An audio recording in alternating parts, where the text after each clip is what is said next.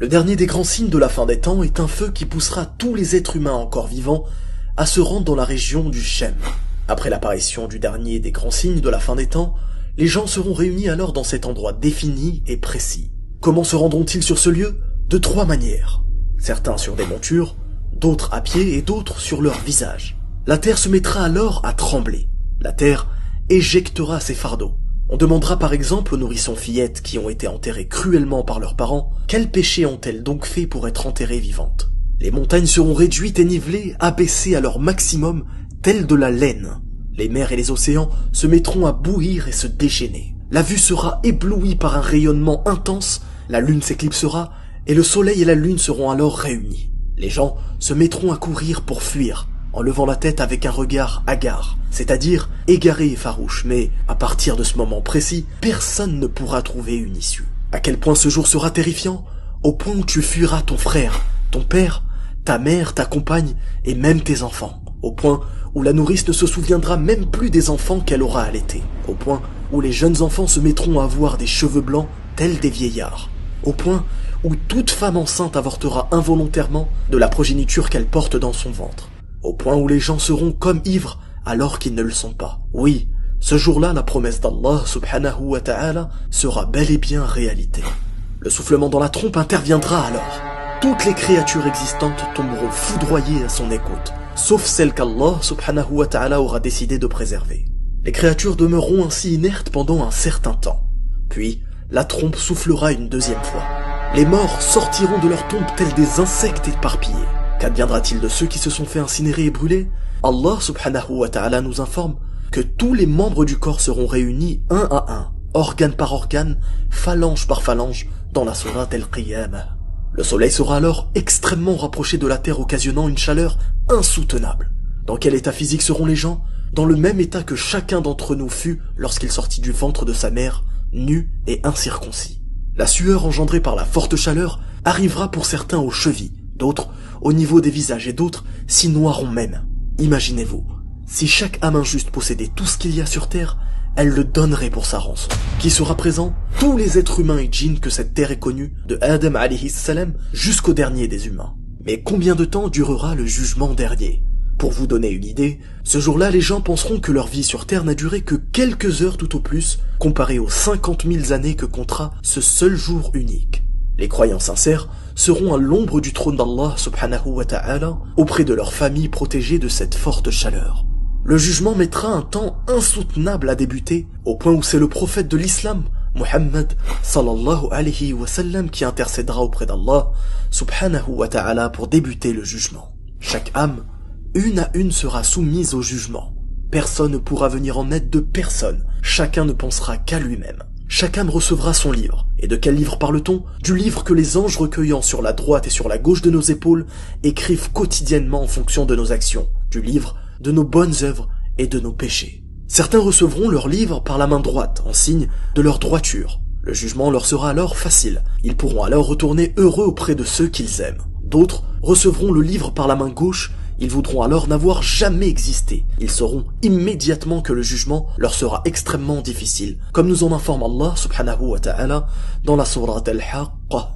Quant à celui à qui on aura remis le livre en sa main gauche, il dira « Hélas pour moi, j'aurais souhaité que l'on ne m'ait pas remis mon livre et ne pas avoir connu mon compte. Hélas, comme j'aurais souhaité que ma première mort fût définitive. Ma fortune ne m'a servi à rien, mon autorité est anéantie et m'a quitté. Saisissez-le puis mettez-lui un carcan, ensuite brûlez-le dans la fournaise. Puis liez-le avec une chaîne de 70 coudées car il ne croyait pas en Allah le très grand et n'incitait pas à nourrir le pauvre. Il n'a pour lui ici aujourd'hui point d'amis chaleureux, ni d'autre nourriture que du pu, que seuls les fautifs mangent. La illallah, kalimatut tawhid. On demandera que l'on installe la balance.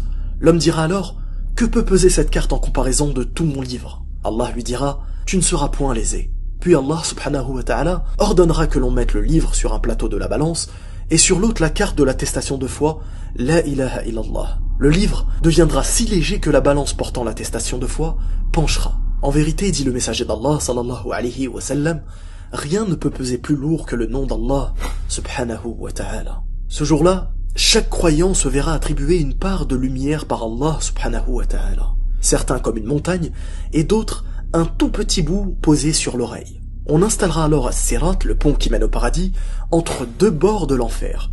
Ce pont sera aussi étroit que la lame d'une épée. Chacun traversera ce pont selon la lumière qui lui aura été attribuée. Certains aussi rapides qu'un clin d'œil et d'autres en rampant avec difficulté. Ce dernier verra alors l'enfer de très près au point où ses mains seront touchées par le feu, mais il parviendra tout de même jusqu'au bout. Cette personne dira alors qu'Allah soit loué pour m'avoir accordé ce qu'il n'a accordé à personne en me délivrant de l'enfer après l'avoir vu de mes propres yeux. Pour finir, ce jour-là il y aura donc des visages horrifiés, assombris et couverts de poussière et d'humiliation. Mais il y aura aussi des visages réjouis, riants, qui seront alors autorisés à voir le visage, la face. Le visage de qui? La face de qui? De leur créateur Allah subhanahu wa ta'ala. Et ceci sera la plus grande jouissance et le plus grand plaisir jamais ressenti par l'être humain. Ils demeureront alors ainsi sans ne vouloir aucun changement.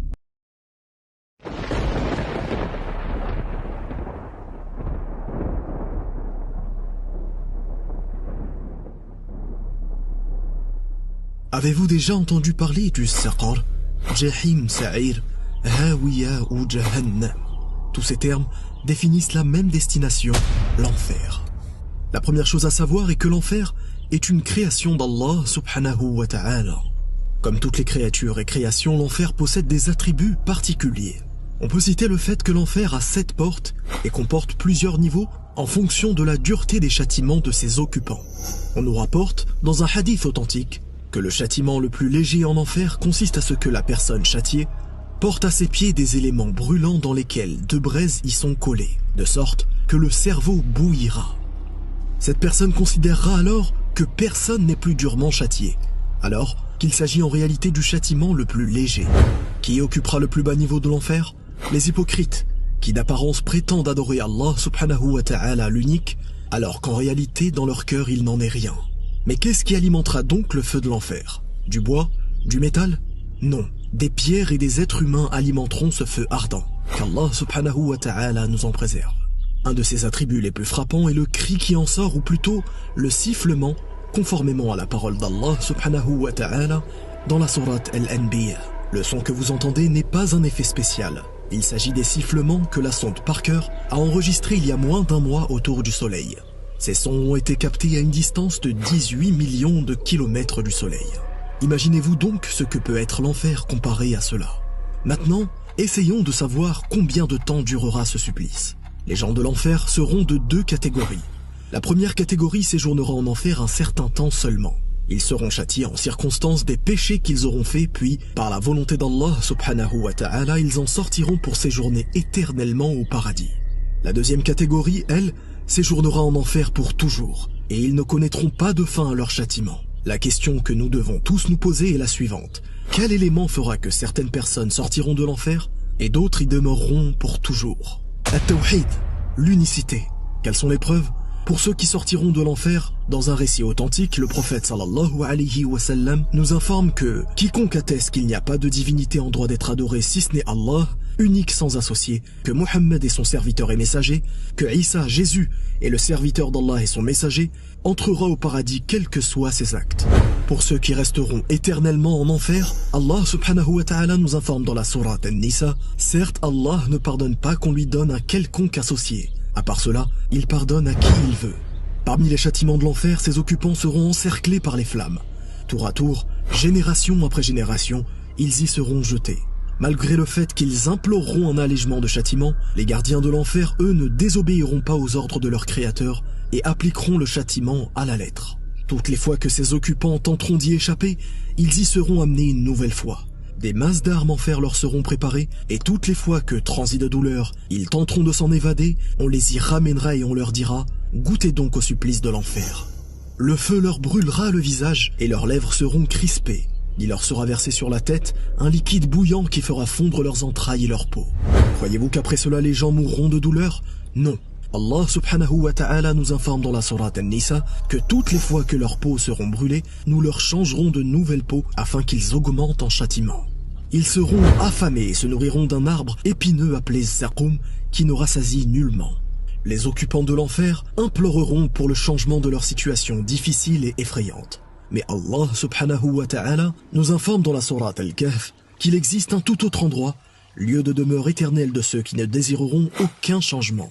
Pas de lassitude, pas d'ennui, non, uniquement de la satisfaction et du plaisir. Je parle bien entendu du paradis, Al-Jannah. Là où tous les hommes et femmes auront la même beauté, là où l'on n'entendra aucune parole futile ou inutile, seulement salam, paix.